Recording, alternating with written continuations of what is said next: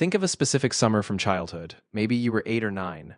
You can probably remember the exact house, the exact friends, the exact games you played. That summer feels long, detailed, almost endless. Now try to remember last summer. Not the highlights, but the whole thing. Most of it is gone. 2 or 3 memories maybe, a blur. You lived through both of those summers. The same number of days, the same 24 hours in each one. But one of them stretched out for what felt like months, and the other collapsed into almost nothing. This isn't nostalgia, this isn't selective memory, there's something real happening to your experience of time as you get older. And it's been measured, studied, and partially explained. And the explanation is stranger than most people expect. The first person to formalize it was a French philosopher named Paul Janet in 1877. Janet noticed that adults consistently described their childhoods as feeling much longer than equivalent periods of their adult lives. He proposed a mathematical reason. Time feels proportional to the total amount of life you've already lived. When you're 5 years old, 1 year is 20% of your entire existence. It's enormous. By the time you're 50, 1 year is just 2%. It barely registers. That means a year at age 10 and a year at age 50 are the same calendar length, but they feel completely different in scale. Janet argued that humans don't experience time linearly. We experience it logarithmically, like volume on a speaker. The difference between 0 and 10 feels huge. The difference between 90 and 100 is almost nothing, even though the gap is identical. William James, the American psychologist, read Janet's work and built on it in his 1890 book, Principles of Psychology. James put it bluntly, the apparent length of an equal period of time grows shorter as we grow older. He thought he knew why. It came down to how memory works. James argued that the richness of a remembered period depends on how many distinct new experiences it contains. Childhood is almost entirely new experiences. Every school year brings unfamiliar teachers, new skills, new social dynamics. Every summer is a version of summer you haven't lived through before. Adulthood, for most people, runs on routine. The same commute, the same conversations, the same weekly structure, not because adults are bored, but because familiarity is efficient. Your brain stops logging the details when the details stop being surprising. And when there's nothing new to log, time leaves almost no trace. A researcher named Marc Wittmann has spent most of his career trying to measure exactly this effect. Wittmann works at the Institute for Frontier Areas of Psychology and Mental Health in Freiburg, Germany. In a 2011 study, he and his colleagues asked participants across a wide age range to estimate how long various periods of their life had felt. Younger adults reported recent years feeling short. Older adults reported the effect compressing even further, with entire decades feeling like they had passed in months. Wittmann identified something important in the data. The compression wasn't uniform.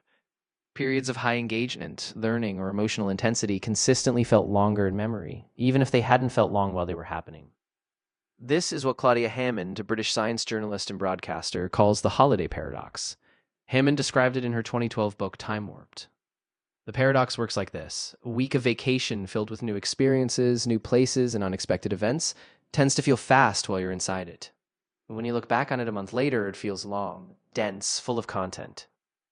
A week of ordinary routine feels long while you're in it, especially if parts of it are boring. But looking back, it collapses. Nothing to anchor the memory to, nothing to count.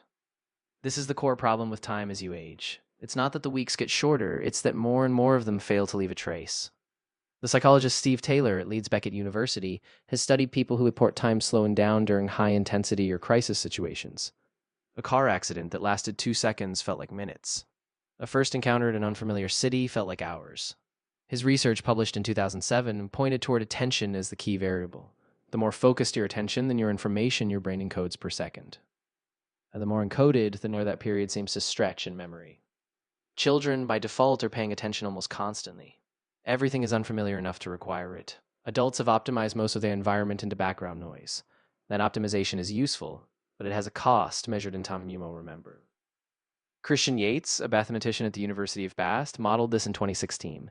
He calculated that on a logarithmic scale, the period from ages 5 to 10 feels roughly equivalent in length to the period from ages 40 to 80. Not in calendar years, but in perceived years, in the amount of life that actually registers. That means half of your felt life experience is already over by the time you're in your mid-20s. Here's the part that complicates everything. If novelty is the engine, the fix seems obvious. Seek out new experiences, travel more, learn new skills, force your brain back into the state of active encoding it had at 8 years old.